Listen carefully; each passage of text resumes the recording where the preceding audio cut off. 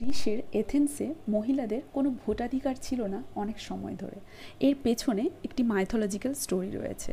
তো প্রাচীন গ্রিসের অ্যানসিয়েন্ট গ্রিসে অ্যাটিকা রিজিয়নে একটি সিটি ছিল সাইক্রোপিয়া। এখানে প্রচুর সি ক্রপস হতো।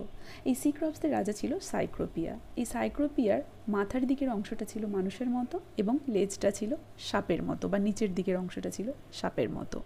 তো এখানে সমুদ্রের যে দেবতা পোসাইডন, যেহেতু এই অঞ্চলের মানুষদের বেশিরভাগেরই জীবিকা নির্বাহ করতো সমুদ্র পাড়ি দিয়ে, তো সমুদ্রের রাজা পোসাইডন একবার সাইক্রোপিয়াতে উপস্থিত হয়ে বলে তাদের এই সিটির নাম সাইক্রোপিয়া চেঞ্জ করে পোসাইডোনিয়া যেন তারা রাখে, এবং তিনি তার অস্ত্র দিয়ে আঘাত করে এখানে একটি নোনা জলের হ্রদ নির্মাণ করেন, বা ফাউন্টেইন, ঝর্ণা নির্মাণ করেন, এবং বলেন সবাই সমুদ্রে পাড়ি দেওয়ার আগে এর সামনে হাঁটু গেড়ে বসে প্রণাম করে যাবে, তাহলে কারো কোনো বিপদ হবে না।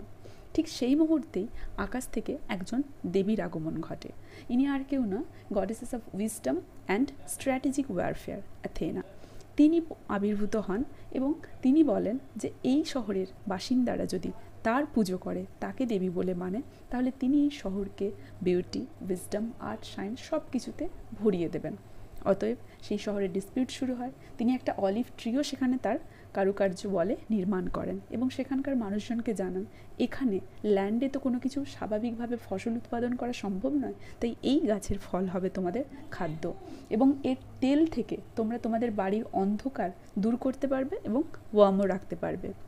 এবং যথারীতি তিনি এই প্রস্তাব দেওয়াতে সেই শহরের মহিলারা সবাই অ্যাথেনাকে ভোট করে, কিন্তু পুরুষরা তো সমুদ্রে যাত্রা করে, অতএব তারা পোসাইডনকে ভোট করে। যেহেতু মহিলাদের পরিমাণ বেশি ছিল, অ্যাথেনা জিতে যায়, পোসাইডন হেরে যায়।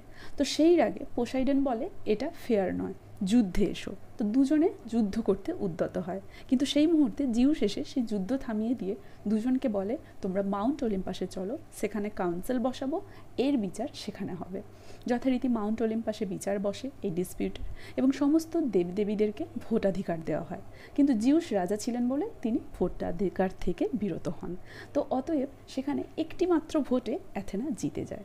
অ্যাথেনা জিতে যাওয়ার পরে পিপল অফ সাইক্রোপিয়া সেই শহরের নাম রাখেন অ্যাথেনার নাম অনুসারে অ্যাথেন্স, এবং তার একটি মন্দিরও নির্মাণ করেন সেখানে।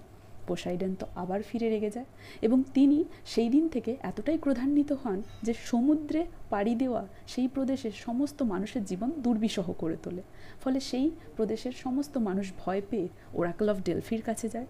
সেখানে পাইথিয়া তাদেরকে ভবিষ্যৎবাণী করে যে পোসাইডনের এই রাগ একমাত্র থামানো সম্ভব যদি এথেন্সের মহিলাদের ভোটাধিকার কেড়ে নেওয়া হয়, এবং সেখানে ওনার একটি মন্দির নির্মাণ করা হয়। তো সেই থেকে এথেন্সের উইমেনদের ভোটাধিকার কেড়ে নেওয়া হয়, এবং সেই প্রদেশের কেপসোনিয়ানে পোসাইডনের একটি মন্দির নির্মাণ করা হয়। তাই সেই থেকে এথেন্সের উইমেনদের ভোটাধিকার নেই, এবং এটা বলা হয় যে it took thousand of years for the women of Athens to recover their vote rights. মনে থাকবে।